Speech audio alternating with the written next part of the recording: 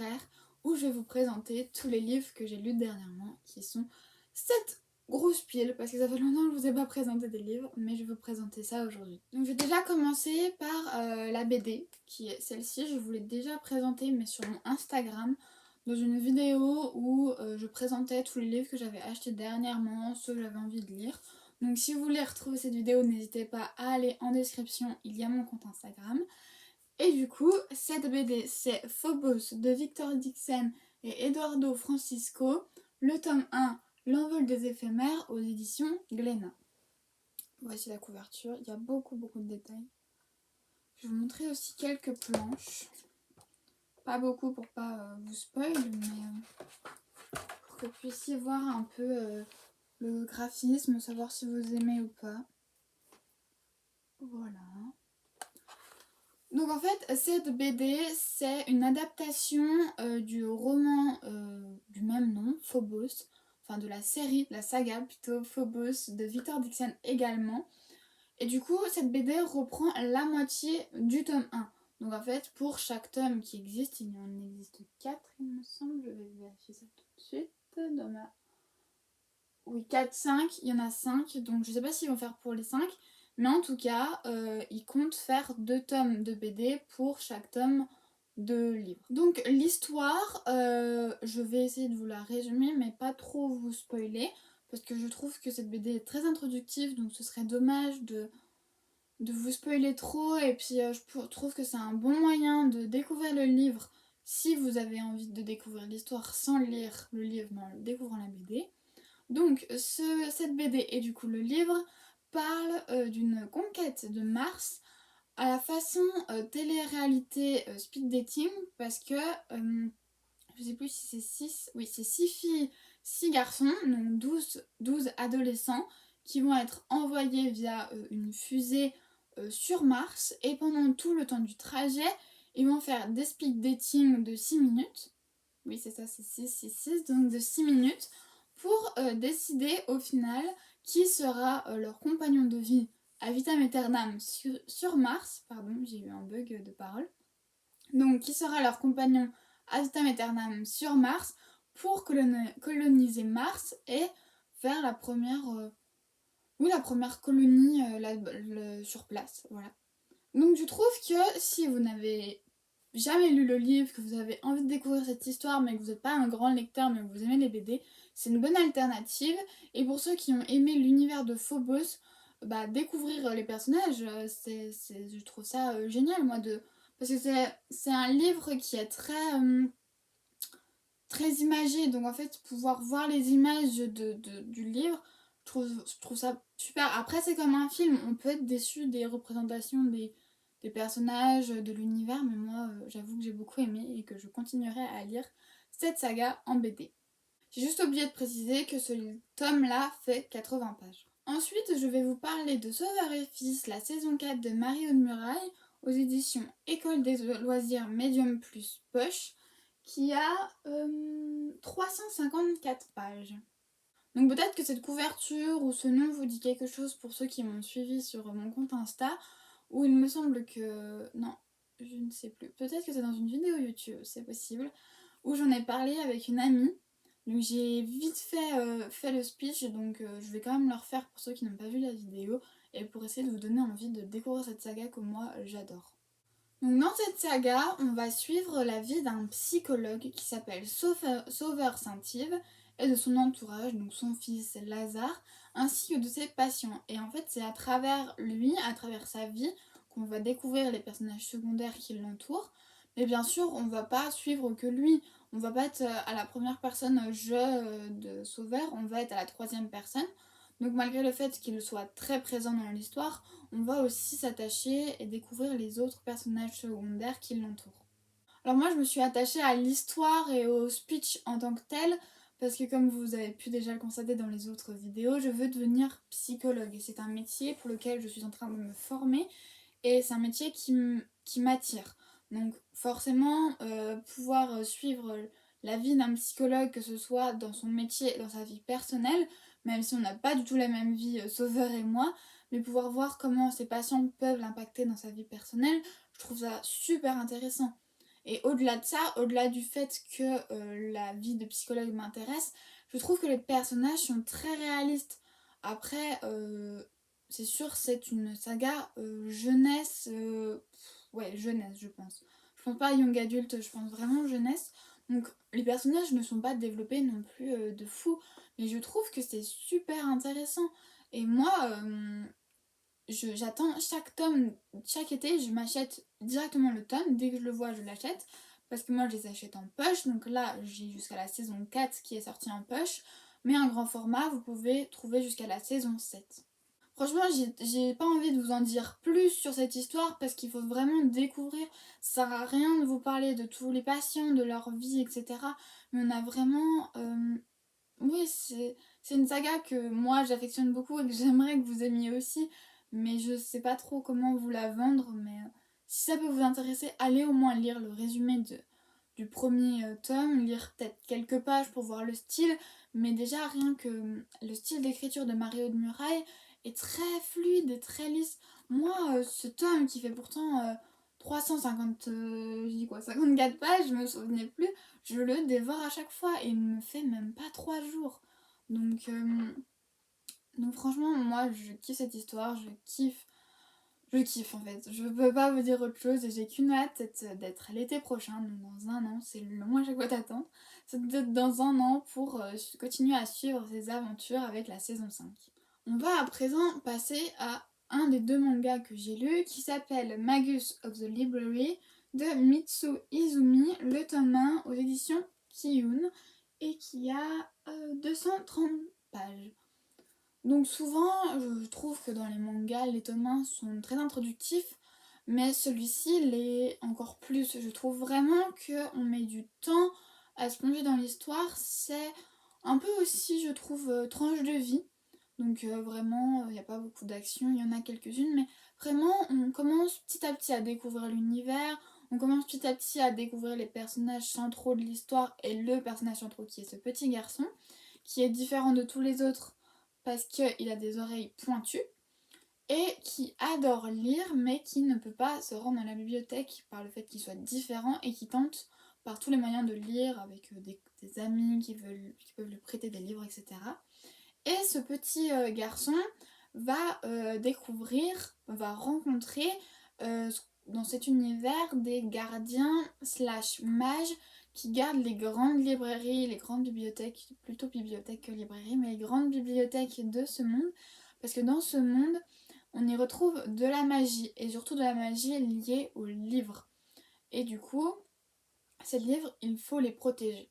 Après, je ne peux pas vous en dire beaucoup plus parce que ça risquerait de vous spoiler l'histoire. Parce que, comme je vous l'ai dit, c'est très très introductif, c'est très tranche de vie. Moi, j'avoue que je l'ai un peu acheté parce qu'il y avait magie et librairie dans le titre. J'ai pas cherché plus loin. Après, à voir si les autres tomes me conviennent et me convainquent.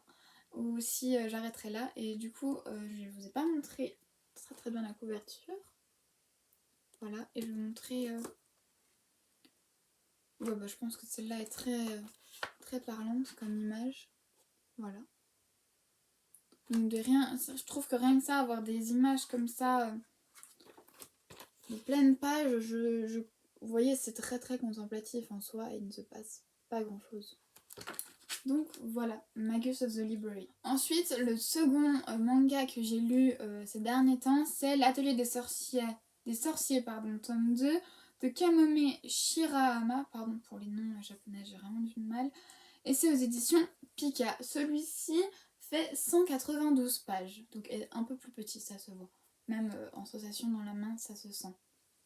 Alors, c'est un tome 2, il me semble que je vous ai déjà parlé du tome 1, je ne pense pas sur YouTube, mais sur Instagram. Et du coup, on reprend pile poil l'histoire où elle s'est arrêtée dans le tome 1.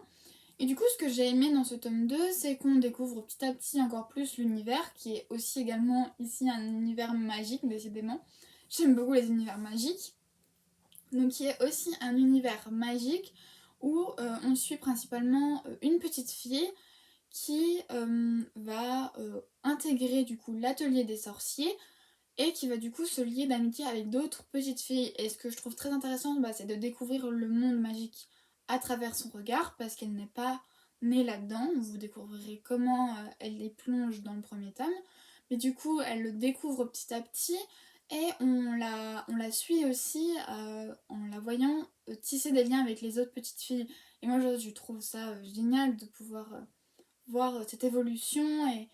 Et moi, de toute façon, j'adore tout ce qui est dans le monde enfantin, étant donné que c'est ce que je veux me spécialiser en psychologie. Donc, tout ce qui touche à l'enfant me touche. Ce que je trouve un peu dommage par contre dans ces tomes, et voir si ça se perpétue dans la suite des tomes, en tout cas dans cette saga, c'est que les tomes déjà sont plutôt courts, sont rapides à lire, mais surtout les épisodes qui s'y passent dedans sont courts aussi. C'est-à-dire qu'on avance très très peu dans l'histoire en un seul tome. En fait, on va se pencher sur, allez, même pas quelques jours, une semaine je dirais, grand maximum. Donc on avance très très peu, c'est très très lent selon moi. Et j'ai peur que les gens qui ne sont pas passionnés par l'histoire, qui ne l'apprécient pas en tant que telle, mais qui aimeraient poursuivre, eh ben, hésitent à poursuivre de par cette lenteur. Et moi je sais que je vais poursuivre parce que j'aime bien la charte graphique, et j'aime bien l'univers qui est proposé. Mais voilà, c'est un des avantages de cet homme, je trouve. Et du coup, la charte graphique, je vous la montre. Déjà, celui-ci, je n'avais pas remarqué. Mais c'est un des seuls tomes que j'ai dans ma bibliothèque. Où en gros, je vais vous montrer la jaquette. Voilà la jaquette que j'avais mis sur le livre. Mais de l'autre côté, j'en ai une autre.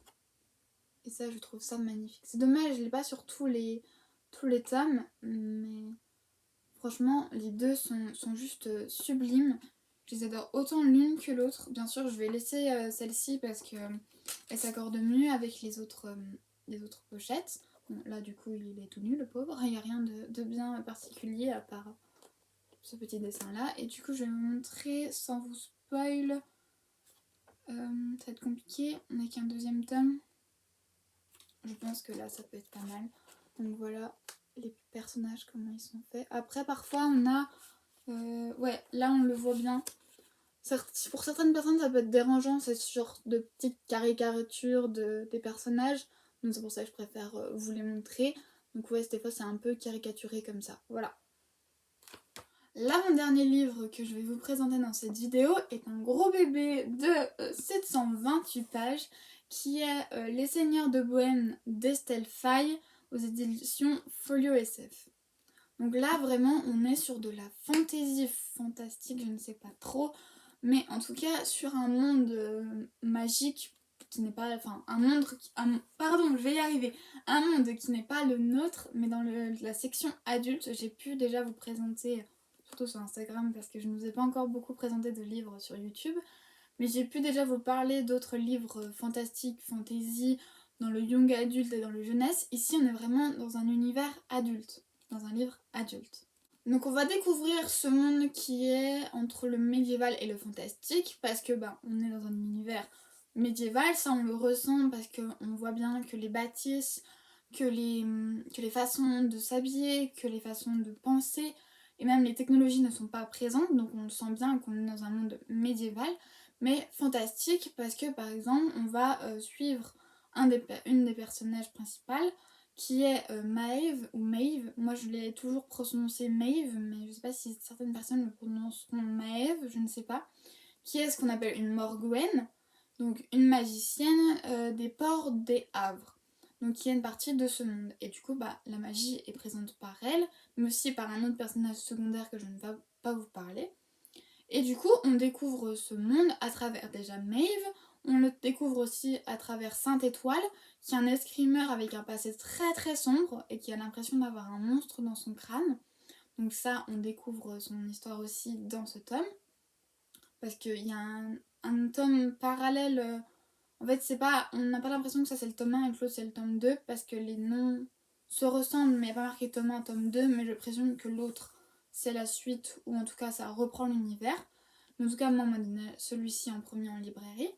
Donc on va suivre aussi Sainte-Étoile, comme j'ai pu le dire, et on va aussi suivre Wens, qui est un clerc de notaire et qui, à cause d'un complot contre lui, va se retrouver dans un véritable enfer. Donc en fait, on va suivre ces trois personnages, Mais on va pas suivre que, on va suivre aussi tous les autres personnages qui les entourent. Et il y a beaucoup de personnages dans cet univers qui est complexe parce qu'il y a beaucoup de lieux, parce qu'ils sont pas tous situés exactement dans le même lieu de l'univers. Donc il y a beaucoup de personnages, il faut savoir repérer les lieux. Il y a aussi beaucoup d'éléments de par leur histoire, de leur histoire passée, aussi de leur histoire présente. Donc franchement c'est un bouquin très dense, très compliqué à lire. Donc si vous n'êtes pas un très bon lecteur et que vous n'aimez pas être concentré quand vous lisez un livre, que vous voulez juste lire un livre par détente, je ne pense pas que le fantastique adulte soit fait pour vous parce que celui-ci c'est un des plus simples qu'on m'ait conseillé et moi qui suis pourtant grande lectrice et qui adore lire, j'ai eu du mal à lire et à avancer. Mais par contre, l'univers, mais qu'est-ce que ça fait du bien d'avoir un univers aussi développé, des personnages aussi développés. Franchement, bah c'est normal, j'ai jamais lu de fantastique adulte avant celui-ci, mais ça faisait un bien fou de découvrir un univers qui n'est pas le nôtre, qui soit aussi bien fait. J'avais l'impression d'y être dedans et c'était un vrai bijou de le lire. J'ai mis du temps à le lire, mais j'ai adoré le lire et franchement, je vais foncer à acheter d'autres fantastiques adultes parce que je sens que petit à petit j'aurai envie de lire que ça. Et on va finir cette vidéo avec le dernier livre qui est Marche ou crève de Stephen King, qui l'a d'abord publié sous le surnom de Richard Bachman, qui est ici édité chez le Livre de Poche, donc c'est les nouvelles éditions. Vous pouvez sur internet, si vous tapez Marche ou crève, voir l'ancienne édition, mais franchement celle-là je le trouve beaucoup plus belle. Et du coup, ce livre fait 380 pages. Donc pour essayer de vous décrire un peu l'histoire, vous faites un mélange entre un Hunger Games et un Tour de France. Donc le côté Tour de France, parce que c'est pas une course à pied, mais en gros, vous allez avoir 100 marcheurs, il me semble, donc 100 adolescents qui vont se mettre à marcher. Il faut qu'il marche à un certain kilomètre-heure, je crois 5 km/h ou 6. Il ne faut pas qu'il passe en dessous ou qu'il s'arrête. Sinon, du coup, le côté Hunger Games commence ici. Sinon, il se retrouve avec 3 avertissements. Donc, s'ils ralentissent ou qu'ils s'arrêtent au bout d'un certain temps, ils ont un avertissement, puis un deuxième, puis un troisième. Et s'ils ont 3 avertissements contre eux et qu'ils ralentissent encore une fois, et bien cette fois-ci, ils reçoivent un ticket. Je ne vous parle pas de ce que c'est un ticket, on le sait dès le début ce que c'est, mais on hésite encore, et même le personnage principal et les personnages secondaires hésitent à savoir si ce ticket est vraiment ce qu'on pense. Donc je ne vais pas vous dire, mais avec le Hunger Games, je pense que vous avez compris. Et du coup, le côté un peu Tour de France, parce que c'est suivi, c'est super médiatisé, c'est tous les ans, et ouais, c'est le côté surtout très médiatisé. Donc on se retrouve aux États-Unis à suivre le petit Garati, qui, le petit, c'est un adolescent, hein, mais qui va faire ce qu'on appelle cette longue marche, donc marcher pendant des jours. Après, il ne marche pas très longtemps, hein, vous verrez, mais en tout cas, ils doivent marcher sans cesse, sans s'arrêter, et voilà, c'est le speech de base. Et du coup, dans ce tome, on va suivre Garati dans son intériorité, ce qu'il pense, ce qu'il ressent, ses peurs, ses doutes, son état à lui. Mais même si le livre est tourné à la première personne et au jeu, on va suivre aussi tous ses compères de promenade. Même si c'est pas vraiment une promenade. Tous ses compagnons, ses camarades qui... parce qu'il va forcément créer des liens, hein, c'est impossible de faire ce genre de truc sans créer des liens, même si c'est ce qu'ils voudraient tous. Il va finir par créer des liens et du coup on va suivre les histoires des autres personnages aussi. Alors on m'a toujours dit que les Stephen King étaient dans l'horreur, que c'était poignant, qu'on en ressortait bouleversé, que c'était très compliqué à lire de par l'horreur qu'il pouvait décrire des fois. Du coup, ça c'est mon deuxième King que j'ai lu. Le premier était plus court, il me semble que c'était considéré comme une nouvelle, qui est la nouvelle Brume, que vraiment je n'ai pas du tout ressenti ce flip, cette truc poignant. Celui-ci je l'ai à peine plus ressenti, donc je l'ai un peu plus aimé. D'ailleurs Brume je l'ai revendu, celui-ci je vais le garder. Mais je ne ressens toujours pas cette peur que tout le monde dit de Stephen King. Je ne la ressens pas. Du coup, j'espère qu'un jour, j'arriverai à trouver le livre de Stephen King qui me fait ressentir ça. Voilà, c'est tout pour cette vidéo, j'espère qu'elle vous a plu. Si vous avez lu certains livres ou que vous avez envie de les lire, n'hésitez pas à me dire tout ça en commentaire, je me ferai un plaisir de vous lire et de vous répondre.